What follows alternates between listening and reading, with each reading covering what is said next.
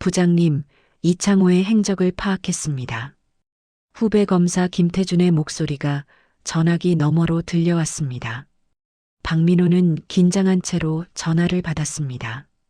말해보게. 안녕하세요. 사연이 머무는 곳 단감 라디오입니다. 지난번 들려드린 박민호 검사의 이야기 많은 분들이 궁금해 하셨지요? 35년간 자신이 누구인지 모르고 살아온 고아원 출신 검사가 우연히 자신이 실종된 재벌 회장의 아들이었다는 충격적인 사실을 알게 되었습니다. 지난번 이야기는 박민호 검사가 사건의 실마리를 찾아가는 과정에서 멈췄습니다. 35년 전 회사 연구원이었던 이창호, 그리고 그의 아들이자 사칭범으로 나타난 이강민. 이 모든 것이 우연일까요? 아니면 치밀한 계획이었을까요? 오늘은 그 진실이 모두 밝혀지는 완결편을 들려드리겠습니다. 지금부터 박민호 검사 이야기의 대단원을 시작하겠습니다. 1990년 6월, 이창호는 회사 연구소에서 신약 개발 프로젝트를 진행 중이었습니다. 그런데 특이한 점이 있습니다. 정준서 실종 사건이 발생한 6월 23일, 이창호는 당일 오전부터 연구소에 출근하지 않았습니다. 박민호의 눈빛이 날카로워졌습니다. 그날 그는 어디 있었나? 그것이 확인이 안 됩니다.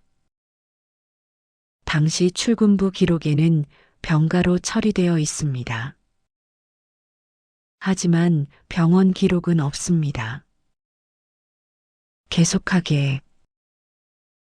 더 중요한 것은 그로부터 일주일 후인 6월 30일입니다. 이창호의 은행 계좌에서 3천만 원이 인출되었습니다. 당시로서는 거액이었죠. 박민호는 사설 탐정 보고서를 다시 펼쳐보았습니다. 해솔원 고아원에 거액의 기부금을 남기고 3천만 원. 금액이 정확히 일치했습니다. 이창호가 해솔원에 아이를 맡긴 사람이군. 박민호는 즉시 정우진 회장에게 전화를 걸었습니다. 회장님, 이창호에 대해 더 자세히 말씀해 주셔야겠습니다. 그가 왜 저를 납치했는지 알아야 합니다. 정우진 회장의 한숨소리가 들렸습니다. 민호야, 사실 내가 숨긴 게 하나 있단다. 이창호와 나 사이에 깊은 갈등이 있었어. 무슨 갈등입니까? 1989년 이창호는 획기적인 신약을 개발했어. 암 치료제였지. 하지만 임상시험 과정에서 심각한 부작용이 발견되었단다. 나는 즉시 개발을 중단시켰어. 환자의 안전이 최우선이었으니까. 정우진의 목소리가 떨렸습니다. 하지만 이창호는 반발했어. 자기 인생을 건 연구였거든. 그는 부작용을 숨기고 개발을 강행하려 했어. 나는 그를 연구 책임자 자리에서 해임했단다. 그것이 1990년 초였습니까? 그래. 2월이었어. 그 후 이창호는 나를 원망했지. 동료들 앞에서 정우진이 내 인생을 망쳤다고 소리치기도 했어. 박민호의 머릿속에서 퍼즐이 완성되어 갔습니다. 그래서 복수를 한 겁니까? 회장님께 가장 큰 고통을 주는 방법으로 준서를 나에게서 빼앗은 거야. 정우진 회장의 목소리에 깊은 슬픔이 묻어났습니다. 박민호는 즉시 수사팀을 꾸렸습니다. 그리고 이강민을 다시 조사하기로 했습니다. 이강민은 단순한 사칭범이 아니었습니다. 그는 이 모든 진실의 열쇠를 쥐고 있는 사람이었습니다. 검찰청 조사실에서 박민호는 이강민과 마주 앉았습니다. 이강민의 얼굴에는 체념이 가득했습니다. 이강민 씨, 당신 아버지 이창호에 대해 이야기해 봅시다. 이강민은 고개를 떨구었습니다. 제 아버지는 평생 한 가지 일만 후회하며 사셨습니다. 무엇을 후회했습니까? 35년 전 자신이 저지른 일을요. 이강민의 눈에 눈물이 고였습니다. 아버지는 돌아가시기 전 저에게 모든 것을 고백하셨습니다.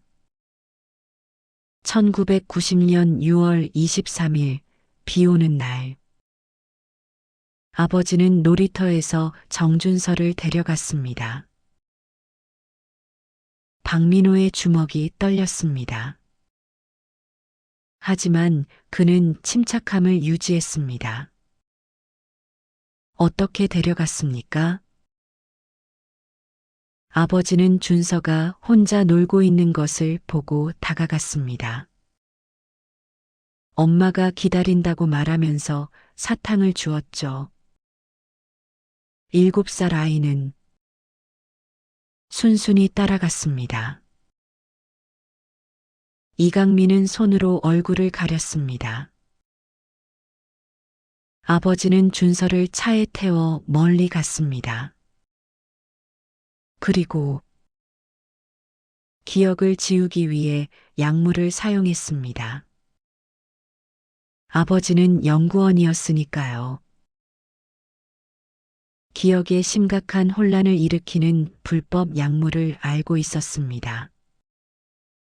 박민호의 가슴이 철렁 내려앉았습니다. 자신의 기억이 지워진 이유가 약물 때문이었습니다. 그 후에는요? 아버지는 일주일 동안 준서를 당신을 숨겨두었습니다. 약물의 효과를 기다리면서요. 그리고 당신이 완전히 기억을 잃자 해솔원 고아원에 맡겼습니다. 5살이라고 속이면서요. 왜 죽이지 않았습니까? 박민호는 떨리는 목소리로 물었습니다. 이강민이 고개를 들었습니다. 그게 바로 아버지가 평생 후회한 이유입니다. 아버지는 복수는 하고 싶었지만 아이를 해칠 수는 없었습니다. 그래서 차라리 기억을 지우고 다른 삶을 살게 하려 했던 겁니다. 하지만 그것도 범죄입니다. 알고 있습니다. 아버지도 알고 계셨습니다. 그래서 평생 죄책감에 시달리셨죠. 제게 매번 말씀하셨습니다. 강민아, 나는 용서받을 수 없는 죄를 지었다고. 이강민은 주머니에서 낡은 편지 한 통을 꺼냈습니다. 이것은 아버지가 돌아가시기 전에 쓰신 편지입니다. 정우진 회장님께 드리라고 하셨습니다. 박민호는 편지를 받아들었습니다. 손이 떨렸습니다. 그런데 왜 당신은 정준서 행세를 하려 했습니까? 이강민의 얼굴이 일그러졌습니다. 저도 용서받고 싶었습니다. 아버지를 대신해서라도요. 그래서 정준서의 기억들을 모아서 공부했습니다. 혹시 제가 진짜 아들처럼 행동하면 정 회장님이 위로를 받으실까 해서요. 어리석은 생각이었습니다. 박민호는 편지를 가방에 넣었습니다.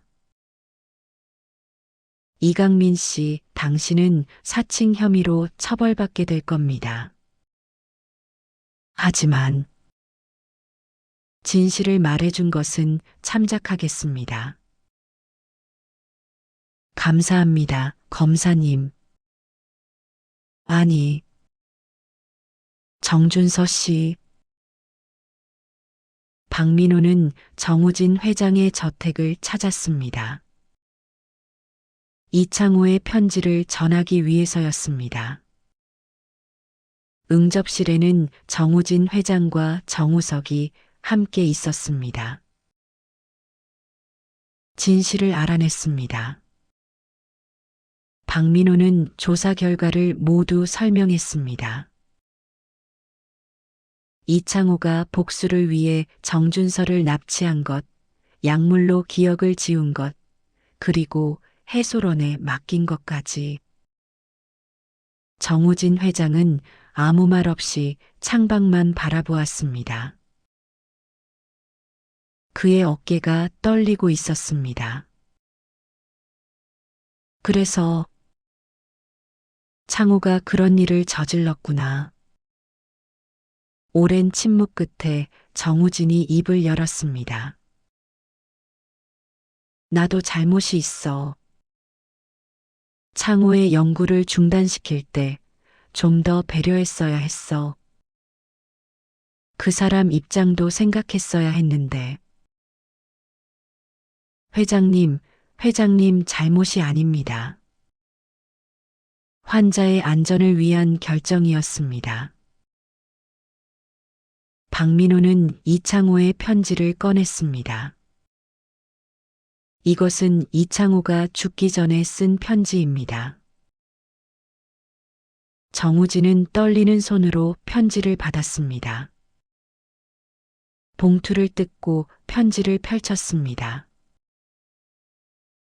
정우진 회장님께 이 편지를 쓰는 지금 저는 병상에 누워 있습니다. 의사는 제게 얼마 남지 않았다고 말합니다.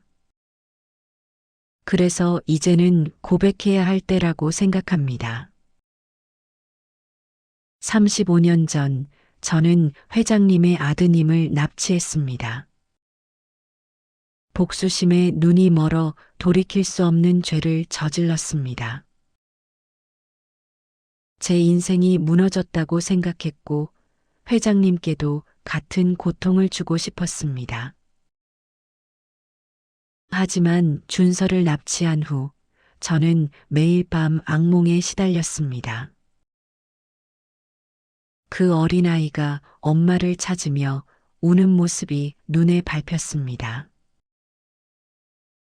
그래서 차마 해칠 수는 없었고 기억을 지운 후 고아원에 맡겼습니다. 이것이 제 변명이 될 수는 없습니다. 저는 용서받을 수 없는 죄인입니다. 하지만 한 가지는 말씀드리고 싶습니다. 준서는, 박민호는 훌륭하게 자랐습니다. 저는 멀리서 그를 지켜봤습니다. 고아원에서 자라면서도 공부를 열심히 해서 검사가 되었습니다. 회장님, 준서를 찾아주십시오. 그는 해솔원 고아원에 있습니다. 제가 맡긴 그 아이입니다. DNA 검사를 하면 알 수 있을 겁니다. 죽어서라도 사죄하겠습니다. 이창호 올림. 편지를 다 읽은 정우진의 뺨에 눈물이 흘러내렸습니다. 창호도 괴로워했구나. 정우석이 형의 어깨에 손을 올렸습니다. 형님, 이제 준서를 찾았잖습니까? 앞으로 준서랑 남은 시간 잘 보내야죠. 박민호도 눈시울이 붉어졌습니다. 회장님, 이창호는 잘못을 저질렀지만 마지막에는 후회했습니다. 그리고 저를 찾을 수 있는 단서를 남겼습니다. 정우진은 고개를 끄덕였습니다. 그래. 한 달 후 한성 메디칼 본사 대강당에는 많은 사람들이 모여 있었습니다. 정우진 회장이 중대 발표를 한다는 소문이 퍼졌기 때문이었습니다. 단상에 정우진 회장이 올라섰습니다. 그의 옆에는 박민호가 서 있었습니다. 오늘 저는 여러분께 기쁜 소식을 전하고자 합니다. 정우진의 목소리는 떨렸지만 힘이 있었습니다. 35년 전 저는 사랑하는 아들을 잃었습니다. 그 후 저는 매일 아들을 찾아 헤맸습니다. 하지만 찾지 못했습니다. 청중석이 조용해졌습니다. 그런데 하늘이 저에게 기적을 주었습니다. 제 아들 정준서가 돌아왔습니다. 제 아들은 지난 35년간 박민호라는 이름으로 살아왔습니다. 고아원에서 자라 스스로 공부해서 검사가 되었습니다. 저는 제 아들이 자랑스럽습니다. 정우진은 박민호의 손을 잡았습니다. 오늘부터 박민호 검사는 정준서로서 우리 가족으로 돌아옵니다. 하지만 그가 쌓아온 박민호로서의 삶도 존중할 것입니다. 그는 계속 검사로 일할 것이며 정의를 실현하는 삶을 살아갈 것입니다. 박수 소리가 대강당을 가득 채웠습니다. 박민호가 마이크 앞에 섰습니다. 감사합니다, 여러분.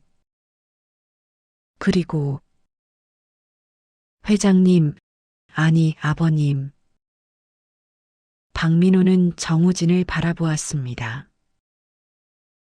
저는 35년간 제가 누구인지 몰랐습니다. 뿌리 없는 나무 같았습니다. 하지만 이제 알았습니다. 저는 정준서입니다. 정우진 회장님의 아들입니다. 박민호의 목소리가 떨렸습니다. 하지만 저는 박민호이기도 합니다. 고아원에서 저를 키워주신 선생님들, 제게 공부를 가르쳐 주신 스승님들, 함께 일한 동료들, 그분들이 만들어준 박민호이기도 합니다.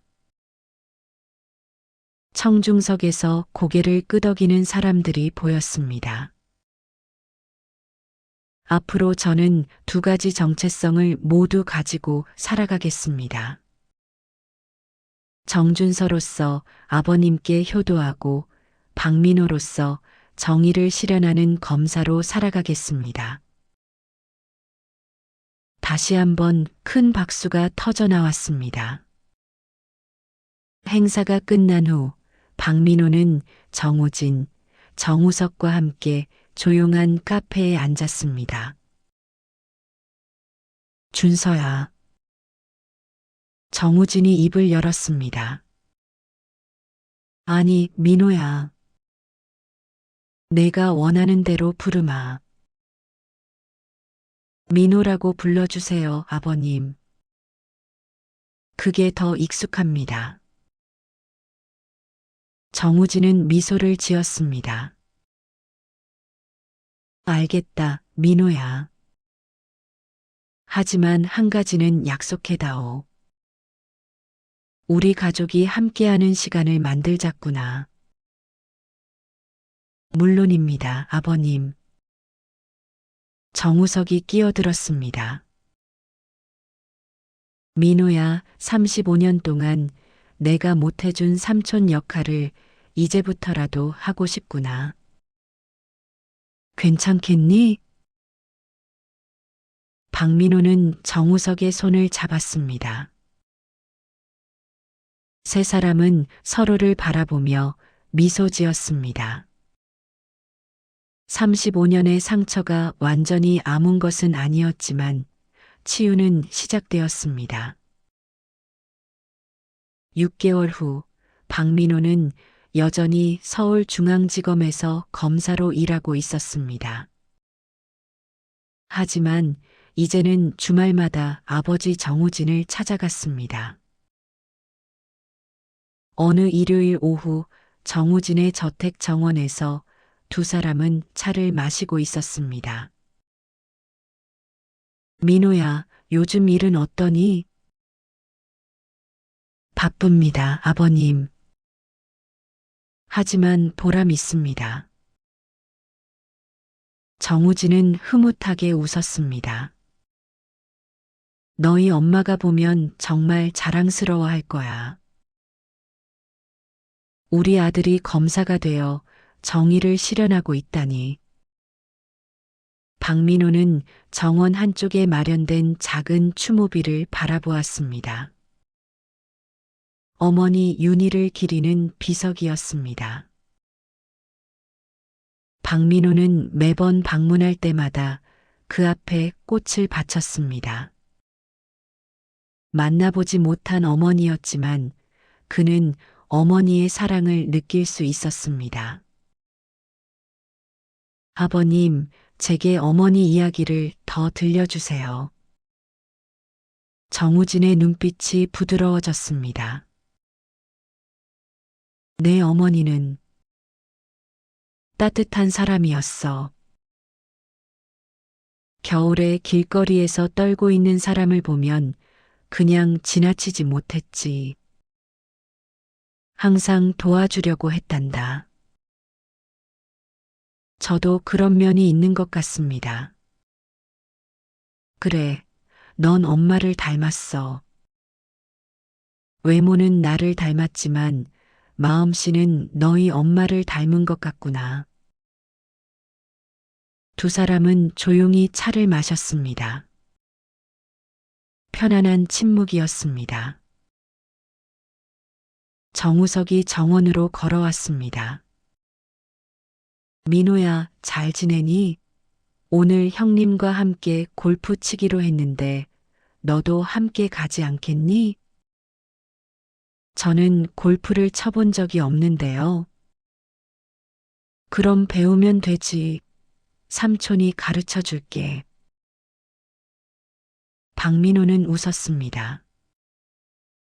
이런 평범한 가족의 모습이 이제는 낯설지 않았습니다. 그날 저녁 세 사람은 함께 식사를 했습니다. 정우진이 준비한 특별한 식사였습니다. 민호야, 오늘은 내가 좋아하던 음식을 준비했단다. 제가 좋아하던 음식이요? 그래. 내가 7살 때 가장 좋아하던 음식이야. 엄마가 만들어주시던 미역국과 불고기란다. 상에는 정성스럽게 준비된 음식들이 놓여 있었습니다. 박민호는 미역국을 한 숟가락 떠서 입에 넣었습니다. 그 순간 어딘가 깊은 곳에서 따뜻한 감정이 올라왔습니다.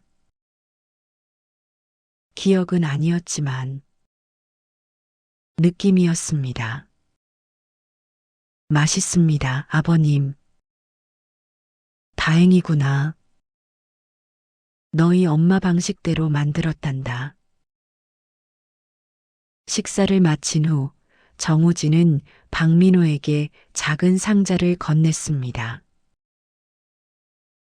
이것은 너희 엄마가 내게 주려고 준비했던 것이란다.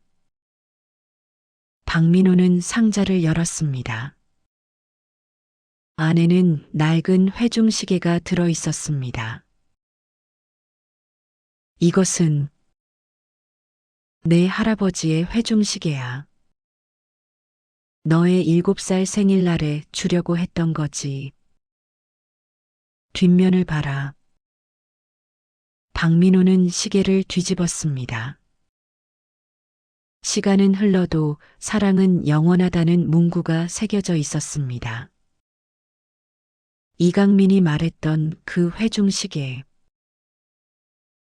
그래. 창호가 알고 있었던 거야. 아마 준비하는 걸 봤나 보구나. 박민호는 회중시계를 가슴에 꼭 안았습니다. 소중히 간직하겠습니다, 아버님. 그날 밤 박민호는 아버지의 집에서 하룻밤을 보내기로 했습니다. 정우진이 안내한 방은 35년 전 그대로 보존된 정준서의 방이었습니다. 너희 엄마가 매일 청소하시던 방이란다. 나도 그 후로 계속 이 방을 지켜왔어. 내가 언젠가 돌아올 거라고 믿으면서. 방 한쪽에는 야구 글러브와 공이 놓여 있었습니다. 박민호는 글러브를 집어들었습니다. 이 글러브, 내가 마지막으로 쓰던 거란다. 놀이터에서 발견된 글러브는 경찰이 가져갔고 이것은 집에 있던 여분이야. 박민호는 글러브를 끼워 보았습니다. 작았지만 왠지 익숙한 느낌이었습니다. 그날 밤 박민호는 깊은 잠에 빠졌습니다. 그리고 꿈을 꾸었습니다. 꿈속에서 그는 7살 소년이었습니다. 엄마가 미역국을 끓이고 있었고 아빠가 회사에서 돌아와 그를 안아 올렸습니다.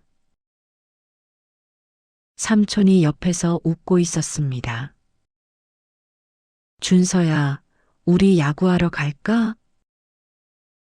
아빠의 목소리였습니다. 응, 좋아요, 아빠. 따뜻하고 행복한 꿈이었습니다. 1년 후 박민호는 여전히 검사로 일하고 있었습니다. 하지만 이제는 외롭지 않았습니다. 주말마다 아버지와 삼촌을 만났고 명절에는 함께 어머니 산소를 찾아갔습니다. 그리고 박민호는 한 가지 결심을 했습니다. 고아원 아이들을 돕기로 한 것입니다. 정우진 회장과 함께 재단을 만들어 고아원 아이들에게 장학금을 지원하기 시작했습니다. 저처럼 고아원에서 자란 아이들도 꿈을 이룰 수 있어야 합니다. 박민호는 장학금 전달식에서 말했습니다. 여러분, 환경이 여러분을 정의하지 않습니다. 여러분의 선택과 노력이 여러분을 만듭니다. 저도 고아원에서 자랐지만 검사가 되었습니다. 여러분도 할 수 있습니다. 아이들의 눈빛이 빛났습니다. 행사가 끝난 후 한 아이가 박민호에게 다가왔습니다. 검사님, 저도 나중에 검사가 되고 싶어요. 박민호는 아이의 머리를 쓰다듬었습니다. 그래, 열심히 공부하면 될 수 있단다. 삼촌이 응원할게. 아이가 환하게 웃었습니다. 저녁이 되어 박민호는 아버지의 집으로 향했습니다. 오늘은 특별한 날이었습니다. 어머니 윤희의 기일이었으니까요. 정원의 추모비 앞에 정우진, 정우석, 그리고 박민호가 나란히 섰습니다. 어머니, 저 준서. 아니, 민호입니다. 늦었지만 돌아왔습니다. 박민호는 꽃을 받치며 말했습니다. 어머니가 저를 기다리며 얼마나 힘드셨을지. 이제야 조금 알 것 같습니다. 죄송합니다. 그리고 감사합니다. 저를 사랑해 주셔서. 정우진이 아들의 어깨에 손을 올렸습니다. 너희 엄마도 기뻐하실 거야. 우리 아들이 이렇게 훌륭하게 자랐으니. 세 사람은 조용히 어머니를 추모했습니다. 밤하늘에는 별이 빛나고 있었습니다. 35년간의 긴 여정이 끝났습니다. 아니, 새로운 여정이 시작된 것이었습니다. 박민호는 하늘을 올려다보았습니다. 그리고 조용히 중얼거렸습니다. 이제야 집에 왔습니다. 여기까지가 박민호 검사의 이야기였습니다. 35년간 자신의 정체를 찾지 못하고 방황하던 한 남자. 그는 우연한 만남을 통해 자신의 뿌리를 찾았습니다. 그리고 잃어버린 가족을 되찾았습니다. 비록 어머니는 만나지 못했지만 아버지와 삼촌과 함께 새로운 가족의 역사를 만들어가고 있습니다. 때로는 인생이 우리에게 가혹한 시련을 줍니다. 하지만 포기하지 않고 나아간다면 언젠가는 행복을 찾을 수 있습니다. 박민호처럼 말이죠.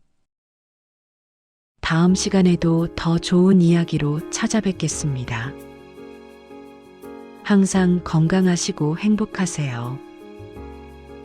감사합니다. 사연이 머무는 곳, 당감 라디오였습니다.